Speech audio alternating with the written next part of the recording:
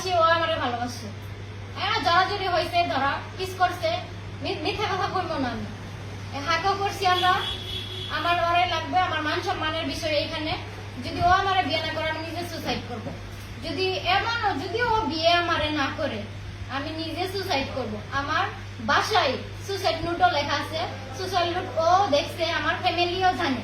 যদি আমি মারা যাই ও দায়ী থাকবে, এখন আমার ওরাই লাগবে। তোমার বক্তব্য কি? আমার বক্তব্য আমি তো বললামই শর্টকাটে, যে যেহেতু ফ্যামিলিতে ডেকে আনছেন, ফ্যামিলিটা তো পরামর্শ করতেছে, ওই পরামর্শই সই। তো তুমি ফ্যামিলির সাথে কথা বলে তোর ওর সাথে রিলেশন করো নাই? না, এখানে কাহিনী আছে আঙ্কেল। বলো। রিলেশনের মাসখানিকে যাওয়ার মধ্যেই আমি আমার ফ্যামিলিকে জানাইছি। ওর বাড়ি থেকে এমন একটা কথা আসছে যে আমার, যে তুমি যদি আমার মেয়ের সাথে ধরো জানাজানি হয়েছে, তো তুমি আমার মেয়ের সাথে রিলেশন করো, তাহলে এই করো, তোমার বাপ মায়ের পাঠাও।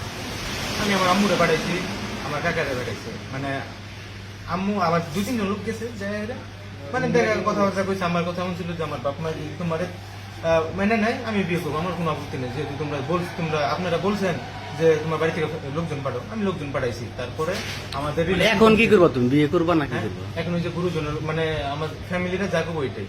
তোমার ফ্যামিলি যদি যা বলে, আমি যদি আমার ফ্যামিলিকে বলতে পারি যে আমার ওই ছেলেকে লাগবে, আমার ফ্যামিলি যদি এখানে রাজি হইতে পারে বিয়ে দেওয়ার জন্য, আমি একটা মেয়ে মানুষ, তোমার ফ্যামিলি কেন রাজি হবে না? ফ্যামিলিরা পরামর্শ করতেছে। কেন?